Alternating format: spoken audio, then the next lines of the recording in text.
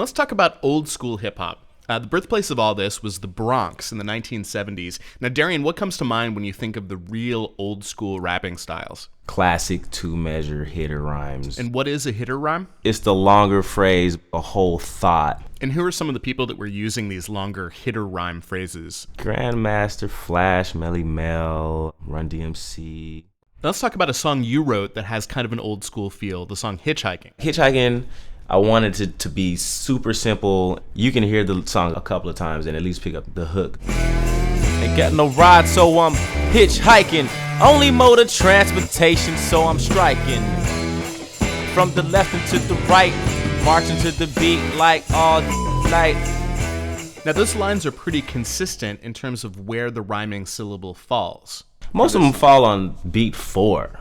You know, like ain't got no ride and there ain't no job. Gotta get to the spot so that I can make it live, you know. Your rhymes fall right on the 4s consistently, which evokes that feel of your feet going back and forth that's reflected in the lyric. When I first heard the riff that the guitar played, it just reminded me of trudging along, walking, you know, having a long walk in front of you, you know, and that's where the lyrics came from. So you've got the rhyming words falling right on those 4s. If you had wanted to go for more of a laid-back kind of feel, you could have held those 4s a little bit later and ridden behind the beat a little bit. And that would have sounded like this. Ain't got no ride, so I'm hitchhiking. Only mode of transportation, so I'm striking. From the left and to the right, marching to the beat like all night.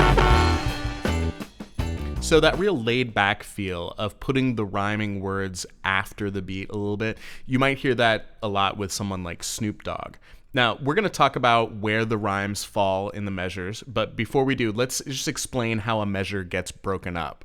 A measure is 4 beats, 4 quarter notes, and you count it 1, 2, 3, 4, and that would be one measure.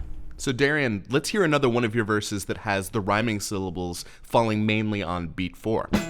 1, 2, 3, 4. Unfiltered, organic tonic, that'll soothe yummy, delicious groove, satisfying sweet tooths, creamy caramel, liquid droplets that induce crazy cravings, making this the cue that to choose subconsciously. All right, so most of those rhymes fell on the 4. Some of them also fell on the 2, but mainly on the 4.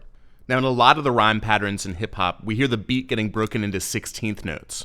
1 will be 1 E and then 2 will be 2 E and 3 E and 4 E and that is all 16 in the one measure. So in the rhyme schemes you'd find in old school hip-hop, where would the rhymes fall? In the early 80s, it would be like the so it'd be 1, 2, 3 E and to 1, 2, 3 E and So we've heard rhymes that are right on the 4, rhymes that are a little more laid back coming after the 4. What you're talking about is rhymes that come a little bit before the 4, anticipating the 4.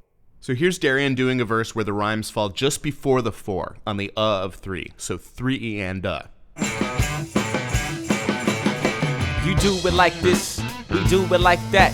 You cool with this because we cool like that. Who them dynamic boys? Yo, we be keeping it fat. Give 100% when we hit the shack. Darian Gray, thank you for being our guest. Thanks, man. See you next time. Now let's hear some of the song that Darian was just playing the drum part to. It's a song called Suck Punch by his band Dynamic. You took too long to contemplate, over-exaggerated, under-exerted, but still exasperated. Every still matters, she be put you been annihilated. For Pandora, I'm Kevin Seal. Prove that there's some new heavyweights for you to choose. Best up put your guard up, cause we gon' stick and move. And we'll make your brain rattle when we're deep in the groove. And with that flashy display, your whole being's consumed.